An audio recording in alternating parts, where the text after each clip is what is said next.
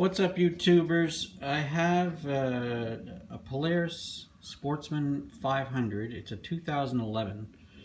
I was having an issue with it starting and running, installing, and not starting again. And I saw smoke coming from just underneath the pod.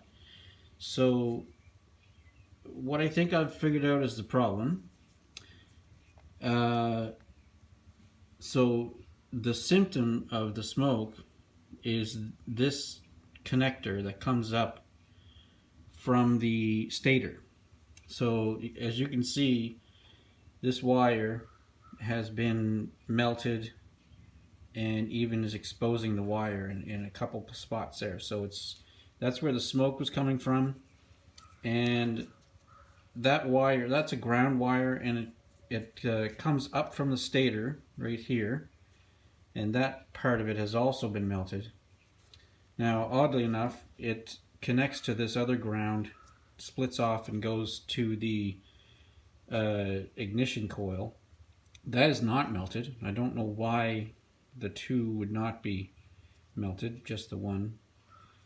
But what I did discover is that it would only overheat when I was trying to crank it over. So it would be cranking, not starting, and that's when this wire would heat up and melt. So initially, of course, I thought it was a stator issue.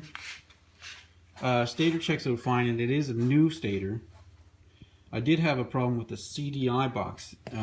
It was not showing the proper RPMs, and the speedometer itself was going in all directions as you drive. So it definitely had a bad CDI. That may have been the issue with this melting. There may have been a short inside the CDI that was making this wire melt. But I also found that the ground wire on the starter itself, now the starter would turn over and spin fine when it was not connected to the flywheel. That is to say, I had the starter drive out, so that was just the start, and when it was starting, it would just spin the starter itself. And it was spinning fine. I did buy a new one thinking that there might have been a short in the actual starter that was making this wire somehow overheat.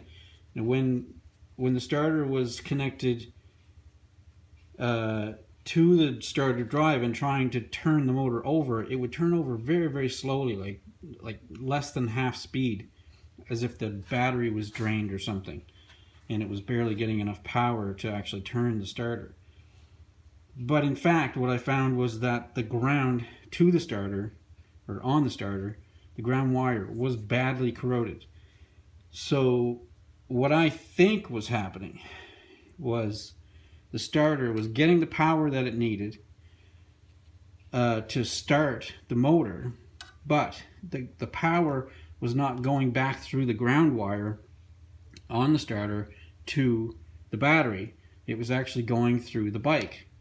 So it would go through whatever else I suppose it could, and it seemed like maybe this stator wire was the thing taking the brunt of it.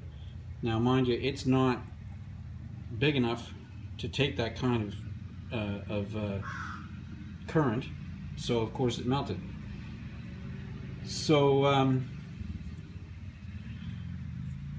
you know, I guess in conclusion, if your motor is turning over slowly and doesn't seem to want to start, but it will start eventually, check the ground and the power supply to the actual starter itself, because if those connections are corroded, they won't allow the current to go through them. And you can also check those connections at the solenoid and at the battery, because all those connections need to be clean in order for proper conductivity to go on. So anyway, that's about all I have. And I don't make many of these videos. I just thought this was a very unusual problem where I've got, you know, wires melting that don't seem to have anything to do with the starting system, but it was only when I was trying to crank the motor over that I was getting the overheating of that wire. So it something had to be done, had to be wrong with the starting system. So I'm hoping that that was my issue. Okay, catch you on the next one.